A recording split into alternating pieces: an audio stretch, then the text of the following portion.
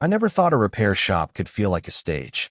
The fluorescent lights buzzed overhead, uneven, like they were trying to flicker out of existence, and the air smelled faintly of motor oil and burnt coffee. I was wiping my hands on an old rag, pretending to look busy, when she walked in again. She didn't belong here. Not in the way most people shuffled in, tired, irritated, already rehearsing the argument about why their car shouldn't cost that much to fix. No, she carried herself differently, as if she'd decided long ago that she wouldn't let anyone rush her. Mid-40s, maybe older, maybe younger. Time didn't seem to want to mark her face the way it marked everyone else's. She had a confidence that wasn't loud, more like practice silence. Her car was nothing fancy. A faded silver sedan, the kind people keep because it runs, not because it impresses. But the way she leaned against the counter, sliding her keys across with 2 fingers, it felt deliberate. Like she knew someone, me, was watching too closely.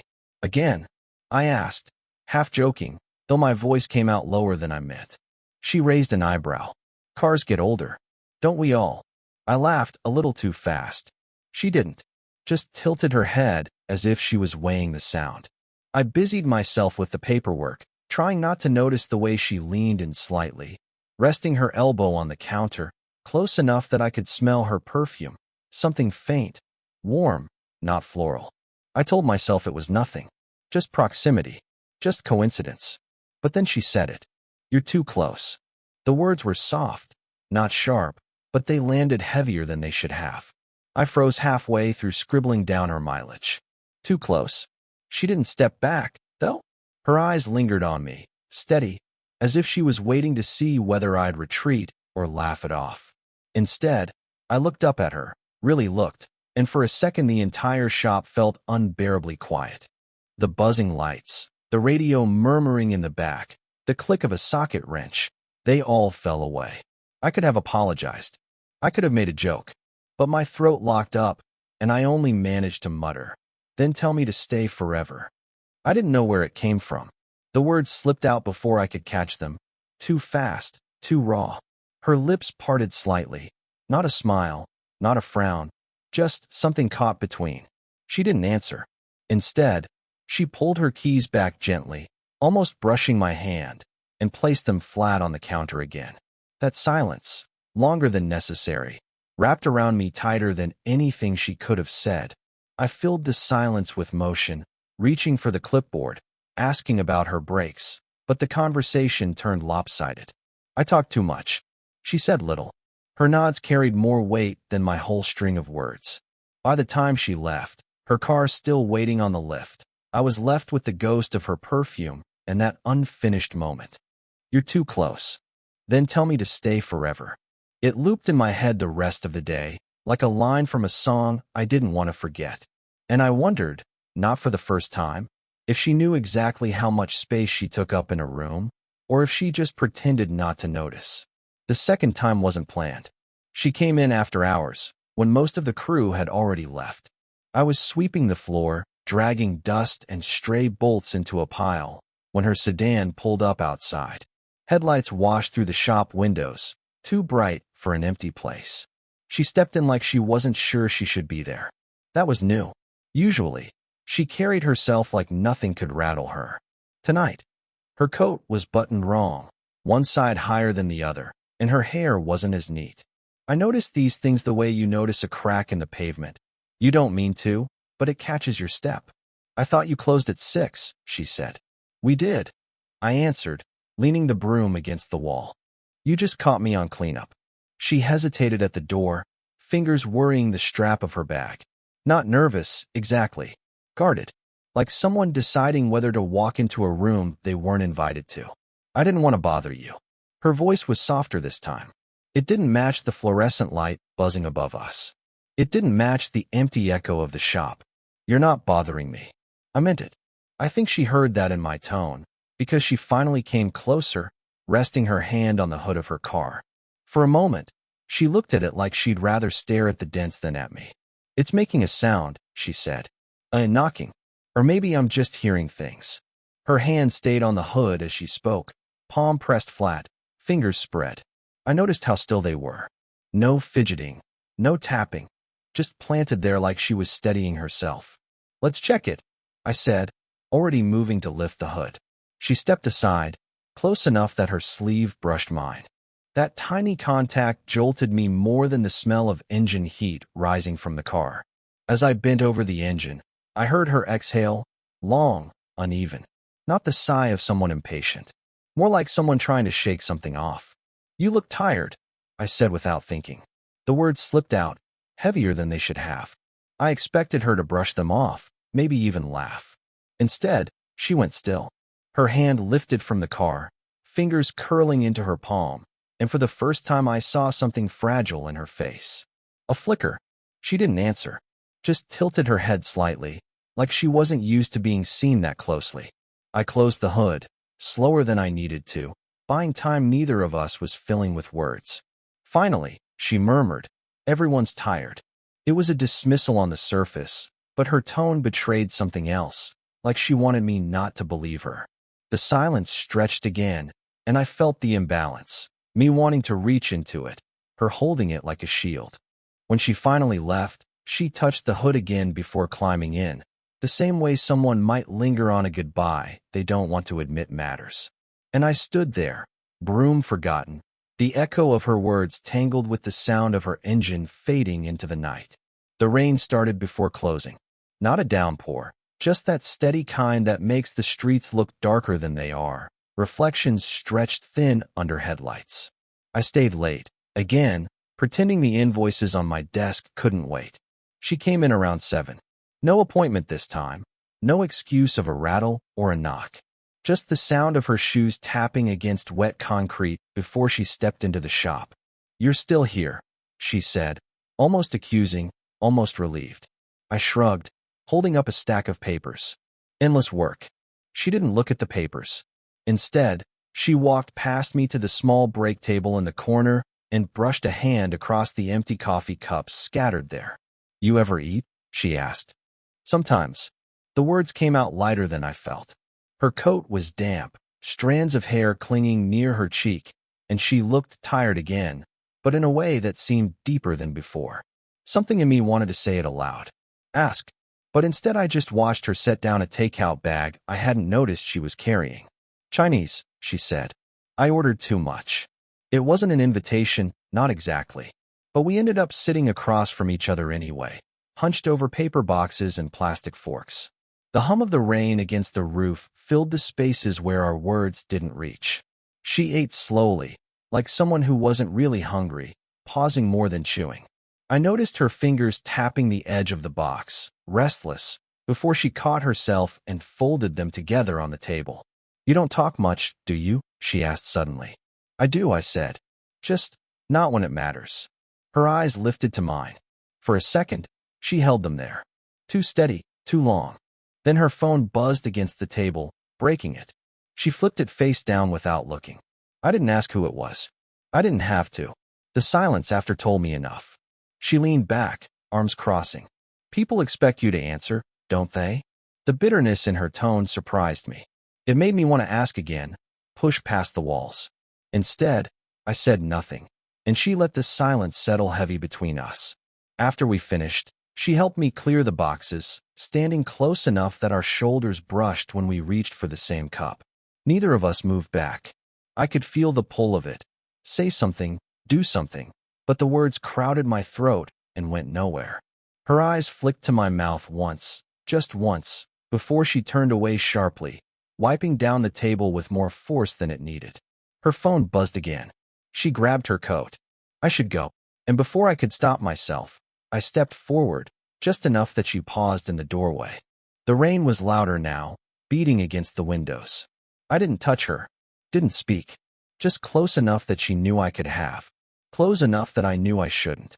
She looked at me, steady, unreadable, and then the door shut between us. But the space where her shoulder brushed mine lingered longer than any storm. It was late again. Too late for her to be here. Too late for me to be pretending I still had work to do. The shop lights were dim, only one buzzing over the counter, throwing long shadows against the walls. She stood across from me, keys resting between her fingers like she wasn't sure if she'd stay or go. We'd run out of excuses, no cars to check, no invoices to sign. Just us, and the silence that had started to feel heavier than words. She finally set the keys down. The clink echoed sharper than it should have. "What are we doing?" she asked. It wasn't sharp, not a demand. More like a truth she couldn't keep inside anymore. Her voice was low, almost flat, but the kind of flatness that comes when you've pressed something down too long. I opened my mouth, closed it again. My hands tightened on the edge of the counter. "I don't know," I said. It sounded pathetic even to me, but it was the only honest thing I had. Her eyes stayed on mine, too steady. There was something in them I hadn't seen before, a flicker of fear, maybe, or weariness. She leaned back slightly, arms folding across her chest, but it didn't feel defensive. It felt like she was holding herself together. "This isn't," she trailed off, shaking her head. "It isn't supposed to be anything." I swallowed. "Then why does it feel like it is?" The question slipped out before I could stop it. She flinched, not visibly, but in the tiny pause of her breath, the way her fingers brushed the keys again, restless. We both fell silent. The hum of the light above us, the faint drip of rain outside, the sound of her breathing, those filled the room instead. I wanted to close the space, to touch her wrist where it hovered near the counter, to prove I wasn't imagining the current between us. But I didn't. And she didn't move either. Her lips parted, then pressed shut again. I could see her fighting something back. Finally, she whispered, "You're too young to carry this kind of mistake." The words cut, not because they were harsh, but because she meant them like a warning. A mercy. She said them like she was protecting me from her. I shook my head.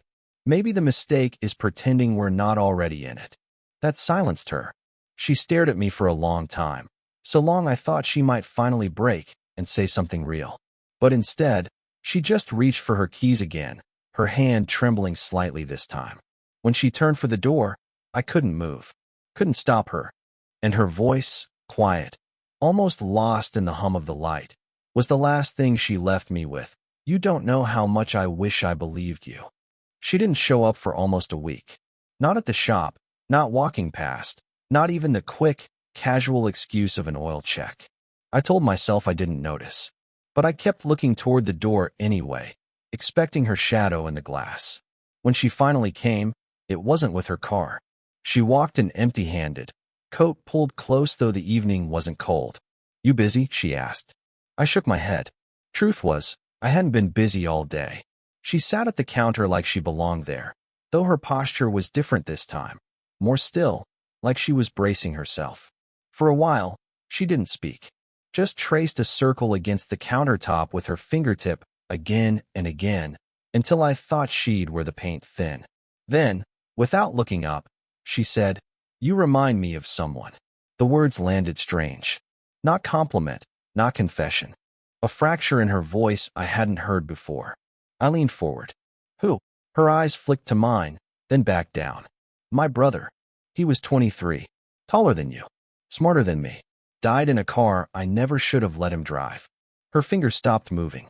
She drew her hand back, curling it into her lap like she'd just realized it was trembling. I didn't know what to say. My throat tightened. Useless. The silence stretched too long, but I couldn't fill it with anything that didn't sound cheap. Finally, I said, "I'm sorry." She gave the faintest smile, but it didn't touch her eyes. People always say that. It never fits. I wanted to ask 100 questions. When? How? What happened? But I could see it in the way her shoulders stiffened, the way her jaw tensed. She wasn't telling me for answers. She was telling me because it slipped out, because she couldn't keep it in anymore. "He would have been your age now," she murmured. "Every time I look at you, it's like he walks in with you. And I can't decide if it hurts less or more." Her eyes lifted again, finally steady on me, and for a second the whole room tilted. I thought she might cry, but she didn't. She just sat there, unblinking, daring me to carry the weight she'd set down between us. I didn't reach for her hand, didn't close the space.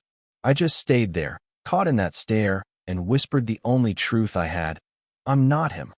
Her breath hitched, not quite a sob, not quite relief, just a sound raw enough to make my chest ache. And then she said, softer than the buzzing light above us, "I know. That's what scares me. The shop was empty, lights dimmed, tools hung silent on the wall. She hadn't meant to stay, and I hadn't meant to keep her, but the minutes had stretched into hours. Neither of us spoke much, just the sound of her breathing near me, the scratch of my pen pretending to write on forms I couldn't see straight. Finally, she pushed the papers aside. Her hand brushed mine by accident, or maybe not. Either way, it lingered longer than it needed to. "We can't keep pretending," she whispered. The words weren't a confession. They were an admission, exhausted, like she'd been holding them in too long. I didn't answer. I just let the silence do the talking, and in it, I could feel the walls she'd built finally bending under their own weight. She turned toward me slowly, as if testing the air. Her eyes searched mine, not hungry, not desperate, but steady. She looked at me like she'd finally decided to stop running from whatever this was. "I don't want to hurt you," she said. "You won't," I replied, though we both knew it wasn't true. That made her laugh, just once, soft and bitter, and her hand pressed to her forehead like she was tired of her own resistance. Then, without warning, she let her head rest lightly against my shoulder. The shift was so small, so quiet, but it knocked the air out of me. My body went rigid, afraid to move, afraid to break the spell. But when she didn't pull away, I let myself breathe again. We sat there, shoulder to shoulder, the hum of the overhead light and the faint smell of oil wrapping around us. She didn't cry. I didn't speak. The closeness itself was enough, heavier than anything words could carry. After a long stretch of silence, she murmured, This can't last." "I know," I said. My hand moved before I thought about it, resting gently over hers where it lay in her lap. She didn't pull away. We stayed like that, hands barely touching, her head against me, the weight of everything unsaid pressing down. No kisses, no promises, just the quiet collapse of two people finally allowing what they'd both been denying. When she finally stood to leave, she didn't look back. She just paused in the doorway, her voice soft but unshakable. "Whatever this was, it's already changed me." And then she was gone. The silence she left behind wasn't empty. It was full. It's been months since I last saw her. Long enough that the smell of oil and rain in the shop no longer makes me look toward the door expecting her shadow. Long enough that I can say her name in my head without my chest tightening the way it used to. But not long enough to forget. I don't think forgetting is possible. She left no note, no explanation beyond the silence we both understood. It wasn't about winning or losing. It wasn't about timing. It was about the truth neither of us could bend to fit. Love doesn't always mean staying. Sometimes it means walking away before you break each other into something unrecognizable. What surprised me most wasn't the ache she left. It was the shift in me. Before her, I thought closeness was about declarations, about certainty. But she taught me it's quieter than that. Sometimes it's a laugh that slips through her guard, or the way her shoulder brushes yours when neither of you moves away. Sometimes it's simply sitting in silence and realizing that silence itself is enough. I still remember the last night, her head against my shoulder, her hand beneath mine, and the way the whole world seemed to pause. Nothing dramatic, nothing cinematic, just two people finally honest in the only way they could be. And I think that's why it stays with me. Because it wasn't perfect. It wasn't even finished. It was real. Now, when I catch myself looking too closely at someone, I don't pull back as quickly. When I hear someone laugh in a way that hides more than it reveals, I notice. And maybe that's the gift she left me. Not herself, not forever, but the ability to see people as they are, not as I wish them to be. I don't know where she is now. Maybe she's still guarding herself against the world. Maybe she's finally let someone else in. But wherever she is, I hope she remembers the night she told me I reminded her of someone she lost, and how I whispered back, "I'm not him." Because for all the things we couldn't hold on to, at least she knew I saw her. Not her past, not her regrets. Just her. And maybe that's enough. So, if you've ever been close to someone you couldn't keep, tell me, what stayed with you?